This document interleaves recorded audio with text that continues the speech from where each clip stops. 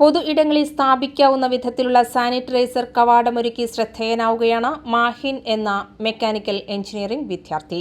പൊതു ഇടങ്ങളിലും വ്യാപാര സമുച്ചയങ്ങളിലും മറ്റും സ്ഥാപിക്കാവുന്ന വിധത്തിലാണ് ഈ സാനിറ്റൈസർ കവാടം രൂപകൽപ്പന ചെയ്തിട്ടുള്ളത്. ഇതിലൂടെ കടന്നുപോകുന്നവരുടെ ശരീരത്തിൽ സാനിറ്റൈസർ സ്പ്രേ ചെയ്യും. അതുവഴി വസ്ത്രങ്ങളെ അണുവിമുക്തമാക്കാൻ കഴിയുമെന്നാണ് മാഹിൻ പറയുന്നത്. ഇതിന് ഒരു 10,000 രൂപയോളം വരുന്നുണ്ട് കോസ്റ്റ്. ഇതിപ്പോൾ ഒരു പ്രോട്ടോടൈപ്പ് ഉണ്ടാക്കിയതിന് ഒരു 6,000 രൂപയോളം വന്നു. ഇതെന്ന് പറഞ്ഞാൽ നമ്മൊരാൾ ഇതിൽ കൂടെ കിടക്കുമ്പോൾ 10 സെക്കൻഡ് സ്പ്രേ ചെയ്തിട്ടായിരിക്കും നമ്മൾ പോവാം.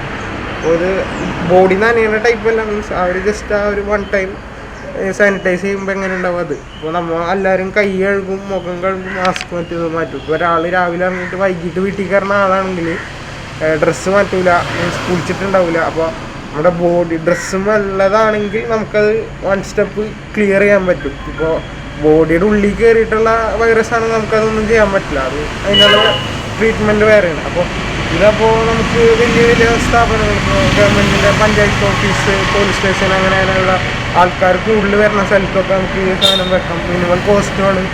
പിന്നെ ഇതിൽ ആകെ ഈ കവാടത്തിൽ ആരോഗ്യ വിദഗ്ധർ നിർദ്ദേശിക്കുന്ന അണുനാശിനി ഉപയോഗിക്കാമെന്നും മാഹിൻ അഭിപ്രായപ്പെടുന്നു. സെൻസറിൽ പ്രവർത്തിക്കുന്ന ഈ കവാടം ആളുകൾ കടന്നുവരുന്നതിനനുസരിച്ചാണ് ഓട്ടോമാറ്റിക്കായി അണുനാശിനി സ്പ്രേ ചെയ്യുക. 6,000 രൂപ ചെലവഴിച്ചാണ് ഈ യുവാവ് സാനിറ്റൈസർ കവാടം നിർമ്മിച്ചത്. +2 വിദ്യാർത്ഥിയായിരിക്കെ പഠന വൈകല്യമുള്ള കുട്ടികൾക്ക് എഴുത്തിലെ സമ്മർദ്ദം കുറയ്ക്കുന്ന പേന കണ്ടുപിടിച്ച് ശ്രദ്ധേയനായ മാഹിൻ കോവിഡ് പ്രതിരോധ പ്രവർത്തനത്തിന്റെ ഭാഗമായി ഫേസ് ഷീൽഡും രൂപകൽപ്പന ചെയ്തിട്ടുണ്ട്. എടവിലങ്ങ് കാര പള്ളിപ്പുറത്ത് റഫീഖ് നസീറ ദമ്പതികളുടെ മകനാണ് മാഹിൻ.